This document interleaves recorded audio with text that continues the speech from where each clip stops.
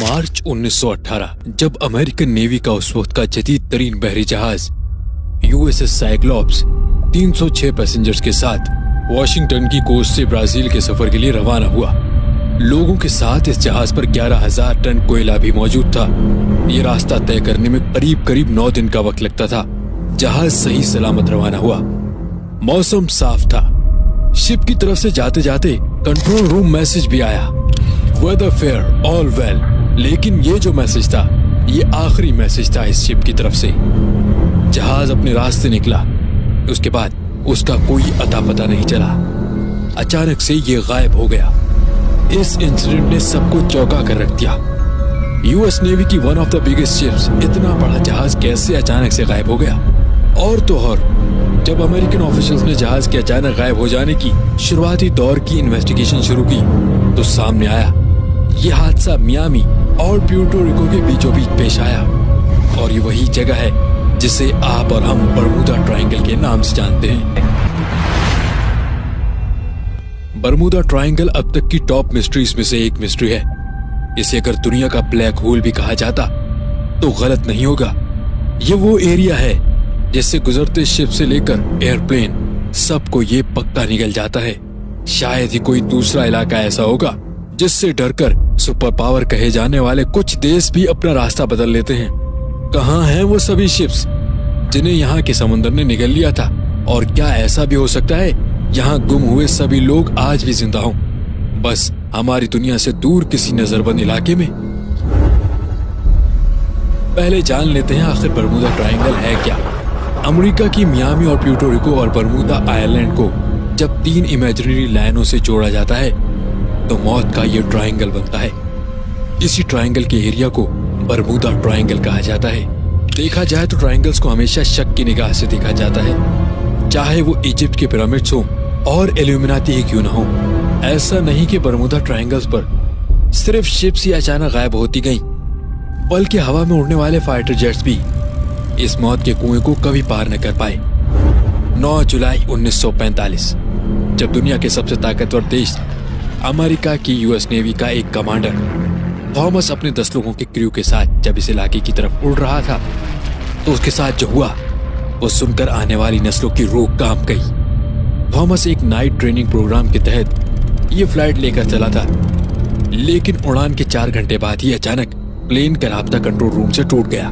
Control room से बार-बार जहाज से राब्ता करने की कोशिश की गई, मगर जहाज से उसके बाद कभी सिग्नल ना आया।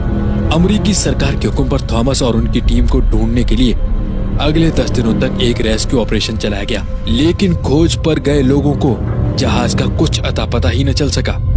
मामला अभी समझा ही जा रहा था कि कुछ माह बाद फिर से अमेरिकन एयरफोर्स की तरफ से एक स्पेशल मिशन बरमूदा की तरफ भेजा गया।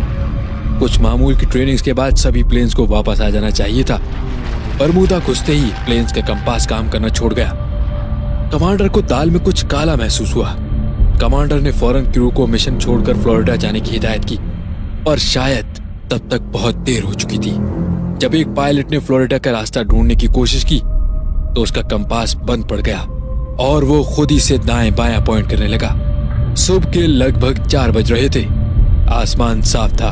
उन्हें लगा वो सूरज की डायरेक्शन में जाएंगे तो जरूर फ्लोरिडा पहुंच जाएंगे, मगर फिर अचानक साफ आसमान को काले बादलों ने ढक लिया। क्रू ने आस नहीं छोड़ी और वो लगातार सब इंफॉर्मेशन कंट्रोल रूम भेजता रहा। फिर सभी प्लेन्स का फ्यूल खत्म होने लगा और प्लेन्स का राब्ता कंट्रोल रूम से टूट गया।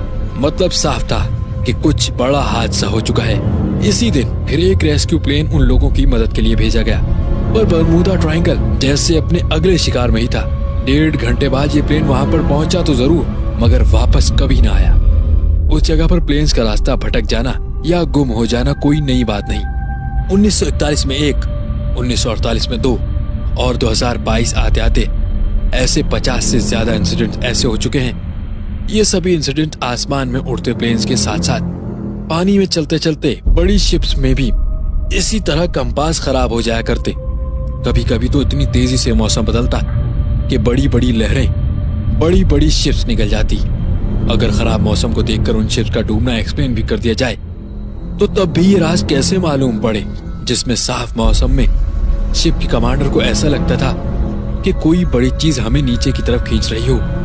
यहाँ पर डूबी शिप्स उन प्लेन्स की तरह कभी नहीं मिल सकी। यहाँ से बाहर आई मगर कहानियां, वो कहानियां जिन्हें आप और हम अपने दिल की तसल्ली के लिए हम कहानियां कहकर हम छोड़ देते हैं। ऐसा नहीं है कि बरमूदा ट्रायंगल की मिस्ट्री को कभी सुलझाने की कोशिश नहीं की गई। इस पर कई अलग अलग थ्योरीज आती रही हैं, जैसे कंपास का काम न करने की वजह, यहाँ के बाकी इलाकों की मैग्नेटिक डिस्ट्रीब्यूशन को माना गया। मौसम के अचानक बदलने को लेकर भी नासा ने ये एक्सप्लेनेशन दी कि इस इलाके में मौजूद हेक्सागोनल क्लाउड्स की मौजूदगी इसकी एक बड़ी वजह हो सकती है। ये क्लाउड्स हेक्सागोनल की शेप में होते हैं, जिसमें हवा बहुत तेजी से सेंटर के गिर्द घूमती है, जो किसी भी एरोप्लेन को डिस्टर्ब कर सकती है। सच क्या है ये तो एक न एक दिन सामने आ ही जाएगा। पर तब तक आप बरमूदा ट्रायंगल के बारे में क्या सोचते हैं?